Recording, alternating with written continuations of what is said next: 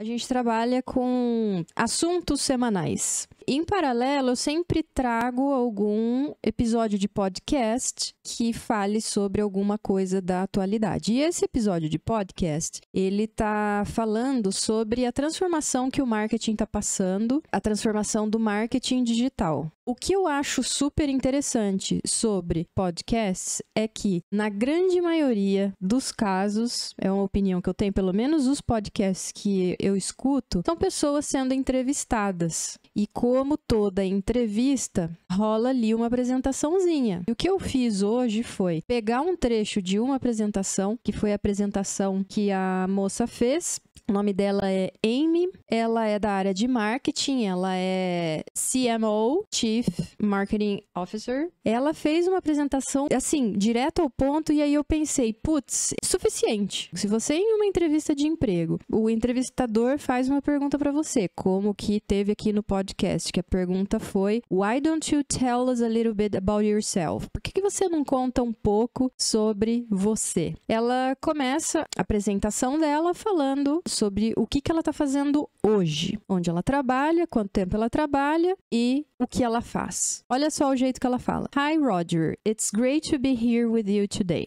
Se a gente traduz ao pé da letra, talvez a gente tenha essa sensação de que fique estranho. Ah, é ótimo estar aqui com você hoje.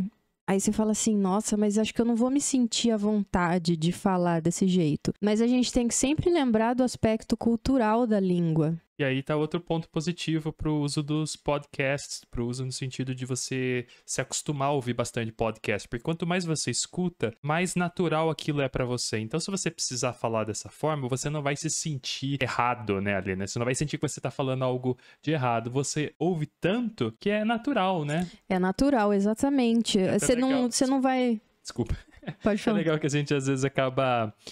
falando muita coisa, depois que você percebe, nossa, como eu tenho falado isso, porque vem de forma natural, e é por conta daquilo que você escuta. Então, às vezes, vocês falam várias coisas que são bem, assim, características de um determinado apresentador, ou alguém que você escuta muito, né? Uhum. Então, por isso que é importante a gente sempre ouvir bastante podcast na língua que você está estudando, no nosso caso, o inglês. A gente tem que sempre pensar no inglês, como que isso é usado no inglês, e realmente isso é muito usado no inglês. It's great to be here with you today, né? É ótimo estar aqui com você ou com vocês hoje. Super legal. Já começa a sua apresentação pessoal falando que você tá ali à vontade, que você tá contente de estar ali. Fala, verbaliza, né? Fala pra pessoa. Vamos ficar ligado nisso, a forma como eles falam, o que é comum, tá?